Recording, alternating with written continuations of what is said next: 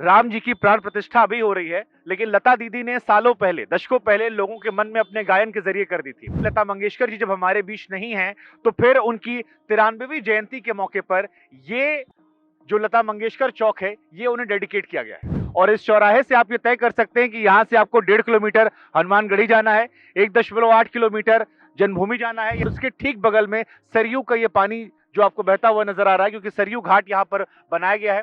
दीपोत्सव का जो भव्य कार्यक्रम होता है वो यहीं पर होता है। देखिए, आप जैसे बोलते हैं कि लखनऊ का जो हृदय है वो हजरतगंज है, तो अयोध्या का जो बहुत ही मोस्ट पॉपुलर पॉइंट है वो नया घाट चौराहा है। और ये नया घाट चौराहा अब लता मंगेशकर चौक के नाम से जाना जाता है।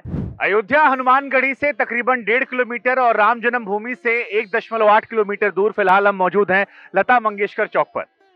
ये चौक अपने आप में खास है क्योंकि यहाँ पर जो तस्वीर हम आपको दिखा रहे हैं ये लता मंगेशकर जी को डेडिकेटेड है, जिसे अब से कुछ दिनों पहले योगी आदित्यनाथ उत्तर प्रदेश के मुख्यमंत्री ने डेडिकेट किया था। 40 फीट लंबी ये वीणा है जिसका वजन जो है वो तकरीबन 40 टन बताया जाता है। और प्रधानमंत्री ने भी इसको अनावरण के मौके पर कहा कि लता मंगेशकर जिन्होंने भारतवासियों के मन में प्राण प्रतिष्ठा जो है वो सालों पहले स्थापित कर दी थी अपने भजन के जरिए, अपने गायन के जरिए। और यही वजह है कि लता मंगेशकर जी जब हमारे बीच नहीं हैं, तो फिर उनकी 93वीं जयंती के मौके पर ये जो लता मंगेशकर चौक है ये उन्हें डेडिकेट किया गया है।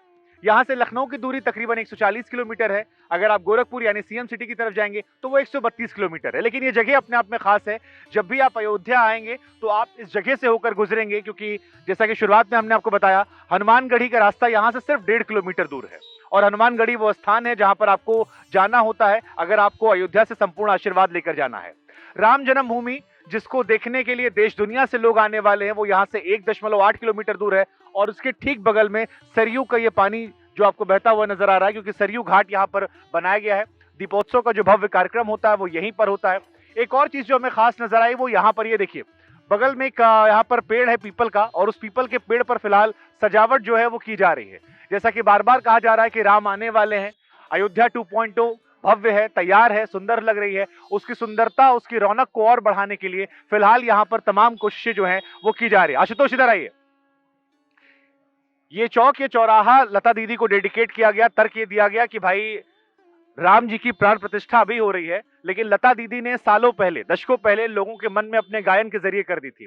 कितनी महत्वपूर्ण भूमिका इसकी है और इसके आसपास क्षेत्र में क्या और चीजें खास है, क्योंकि हम देखें राम कथा पार्क है, रानी हो मेमोरियल है, तुलसीदास घाट है, हेलीपैड जो है वो भी यहाँ से बगल में ही है। तो बड़ी इंपॉर्टेंस है इस जगह की। देखिए, आप जैसे बोलते हैं कि लखनऊ का जो हृदय है वो हजरतगंज है, तो अयोध्या का जो बहुत ही मोस्ट पॉपुलर पॉइंट है वो नया घाट चौराहा है। और ये नया घाट चौराहा अब लता मंगेशकर चौक के नाम से जाना जाता है। लता दीदी को डेडिकेट किया गया है ये चौराहा, और उनकी ही स्मृति में इस तरह के वीणा वादक को यहाँ रखा गया है।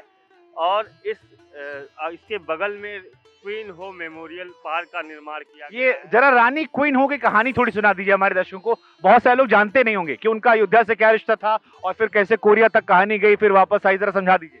देखिए, सदियों 2000 वर्ष पूर्व कहा जाता है ऐसा कि 2000 वर्ष पूर्व अयोध्या की रानी जो थी वो रानी यहाँ से नदी के रास्ते दक्षिण कोरिया पहुँच गई थी। वहाँ उसके बाद उनकी शादी हुई थी। उसके बाद शादी के बाद वो फिर यहाँ आए थे। तो दक्षिण कोरिया का और अयोध्या का जो रिश्ता है वो बहुत ही मतलब अच्छा रिश्ता है, और उस रिश्ते को और बढ़ावा दिया गया है। जब योगी सरकार आई सत्ता में, उसके बाद से दक्षिण कोरिया को न्योता भी गया था, उनके परिवार से लोग आए थे। प्रत्येक दीपोत्सव में उनको बुलाया जाता है।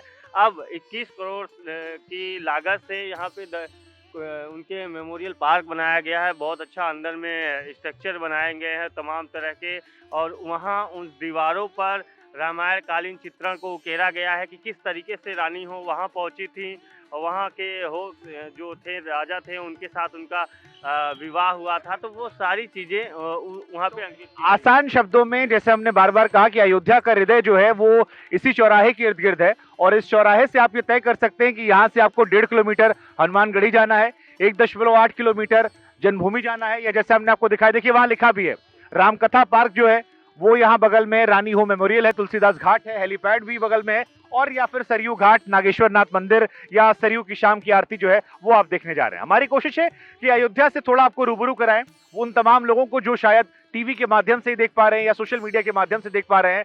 बाकी हमारी तरफ से 22 तारीख के बाद जब भी मौका लगे तो आप सब परिवार अयोध्या आइए, माँ बाप को दर्शन कराइए, घर के बड़े बूढ़ों को दिखाइए, और तब तक जहां भी हैं वहां से देखते रहिए और कहिए जय श्री राम।